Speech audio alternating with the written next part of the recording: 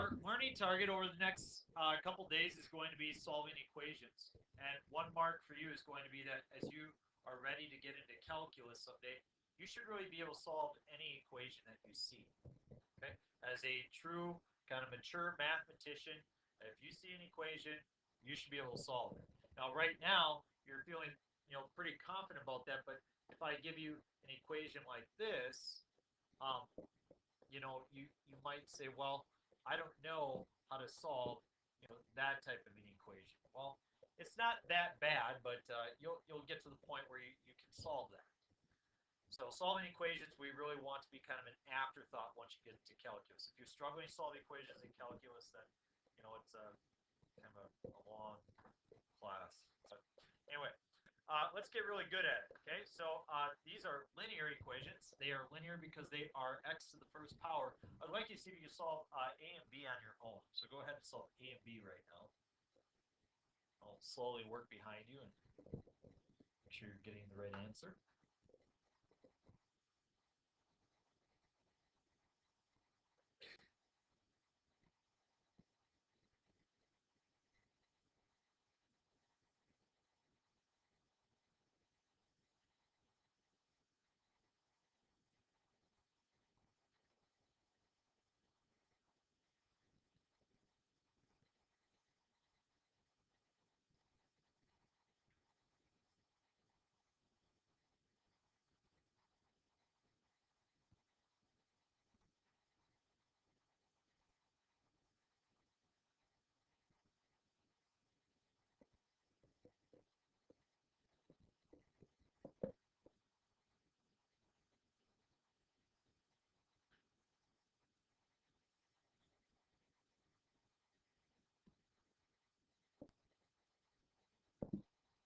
Okay, I have x is 1/2 and x is 18.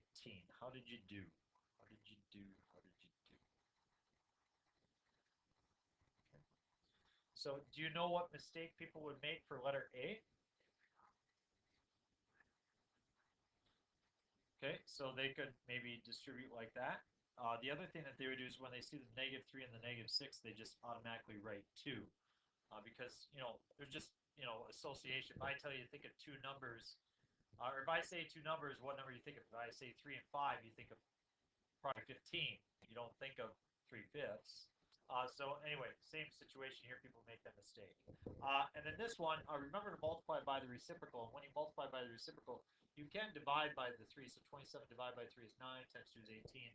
Probably easier than 27 times 2, which is 54, divided by 3, which is 18. So anyway, then we move to C and D. I don't really like fractions. I'm sure you guys don't either. So what can we do to get rid of the fractions?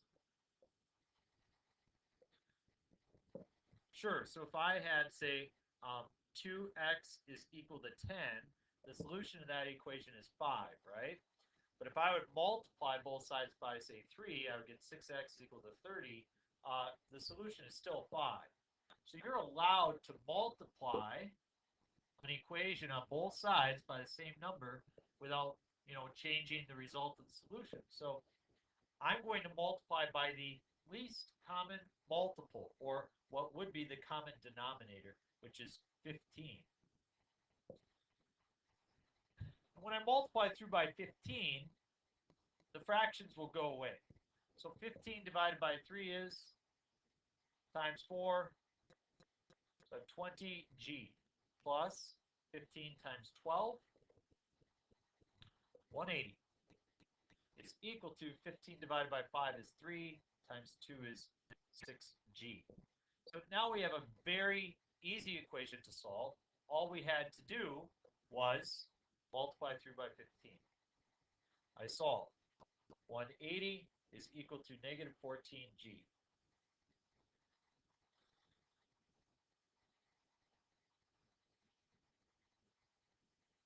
And I have negative 90 over 7.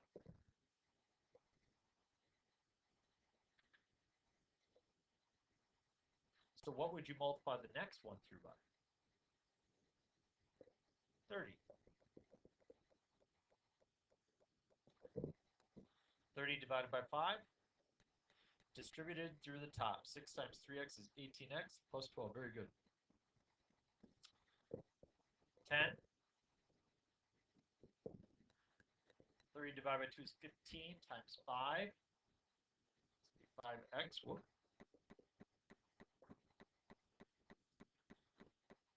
And then 30 divided by 3 is 10 times 1 is 10. Combine like terms, 18x plus 2 equals 75x plus 10. Negative 57x is equal to 8.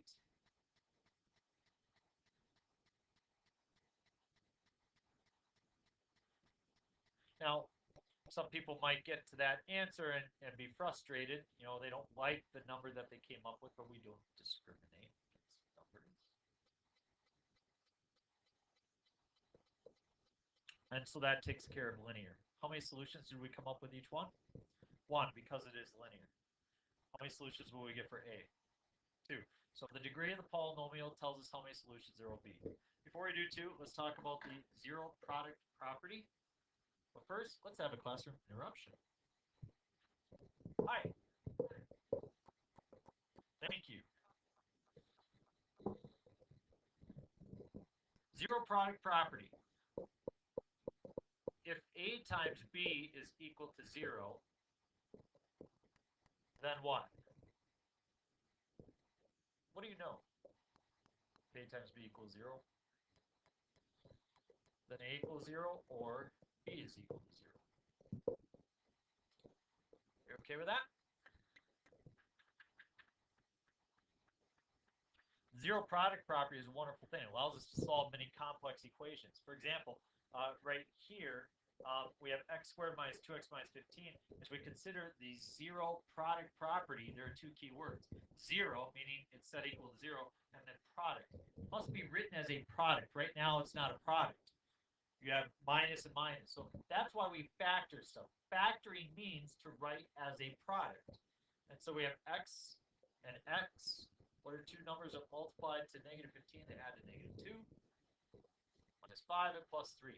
So therefore, this is my A and this is my B. So A times B is equal to 0. So x minus 5 is equal to 0, or x plus 3 is equal to 0. So x can be a solution of 5 and negative 3. Either one of those would work if you were to plug it back in. Now, I know that this is old for you guys, and you've seen it before, but I will have a number of people who will not do this correctly on the test. And you start to develop your own branch of mathematics, which I think is really cool, but I've never come across an example where it's actually right. So some people will look at B and they will they'll try to do the 5 product property. Okay, they'll invent a new thing instead of 0 product. I'll do 5 product property. And so they do this, you know, and then they say, well, x is equal to 5, and then 6x minus 1 is equal to 5. And so 6x is equal to 6, and x is equal to 1. And it all looks really good, you know what I mean? But it's not correct, is it? You can't make that statement. You can't say, well, 2 things multiply to get you to 5, so we'll just solve for each one. It doesn't work like that. So if you want to use the zero product property, we must start by making it equal to 0.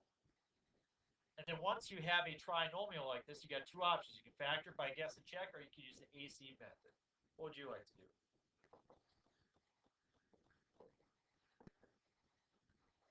When I see the 6x and the 5, I automatically realize they differ by 1. And so it's going to work out very nicely for us to do this. And then depending on how we put our plus and our minus, we can work this to be either a -1 or a +1. We'll go minus and plus, and that should work out just fine. So our solutions are x equals -5/6 and 1. If you'd like to use the AC method, you go ahead and do that. Everybody good? Let's continue to use the zero product property. Letter C, how many solutions will you have? You will have 3 because it's a 3rd-degree polynomial. So we factor out the x, and we're left with 4x squared minus 1 is equal to 0. Does 4x squared minus 1 factor? It sure does.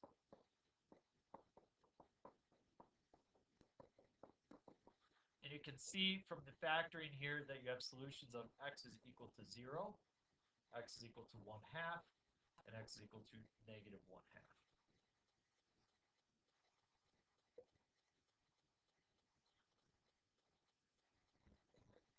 D, a lot of people will do this. They will subtract over the 2x squared minus x, and they don't like the fourth one, so they'll leave it like that. And then again, they start to develop their own branch of mathematics. You go. And yeah, they'll do that. Don't do that, folks. Set it equal to 0.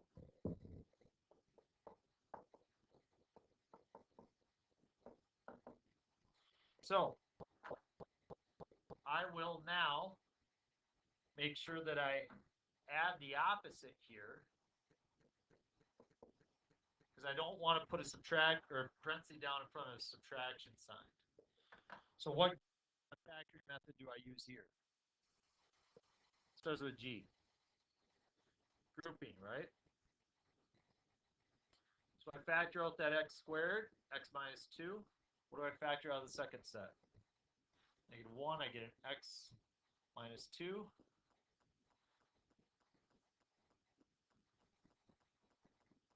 And again, we have the difference of 2 squares.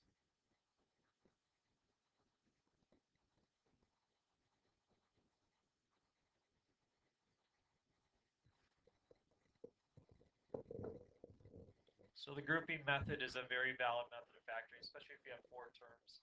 It's one that you want to consider.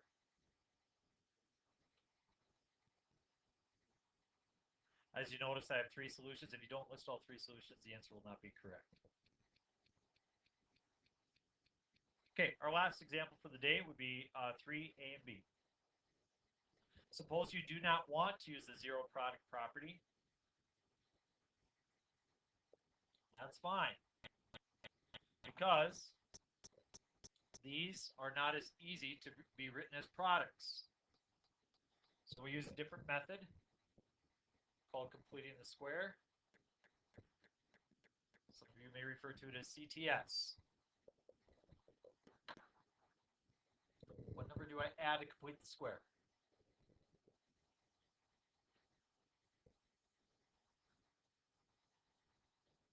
Let's investigate.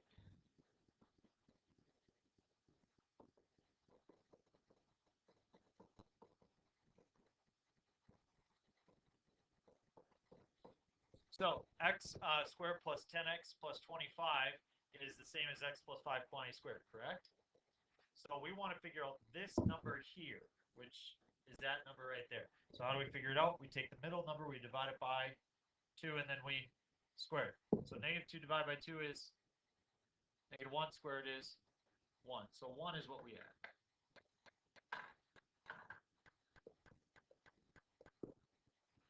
Now I have a trinomial that's a perfect square. X minus 1 quantity squared.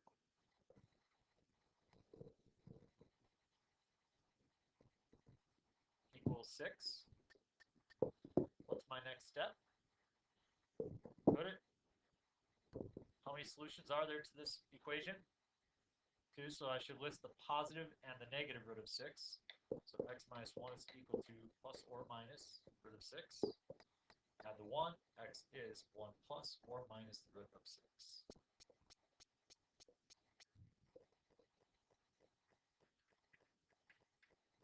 How about B? What makes that more difficult? Yeah, it's got the 2 in front, so anytime you have a number in front like that, we really would like to get rid of it, so let's divide it off. X squared plus x minus 1/2 is equal to 0. Again, if you could factor it, that's the easier option, but it doesn't factor, so I will complete the square.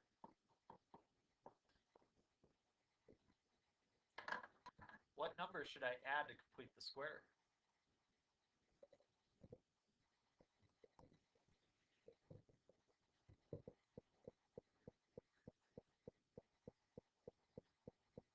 So I take 1 and I divide it by 2 to get 1/2. If you square 1/2, you get 1/4.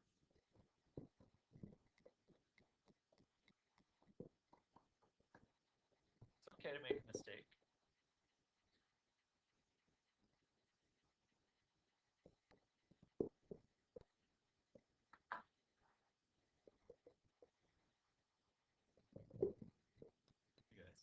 All right.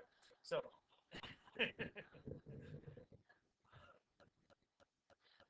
Tenley, there's Tenley. It's her first day of kindergarten today. She's 5.5 now. So she's kind of scared. And do you know what she's scared about? She's scared of. All right. So we add the 1/4. So this is x plus a half. Quantity squared is a half plus a fourth. Yep. So last night I halved the pizza. My wife ate a quarter of the pizza. We ate a total of 3/4. It was good. Pepperoni and Canadian bacon.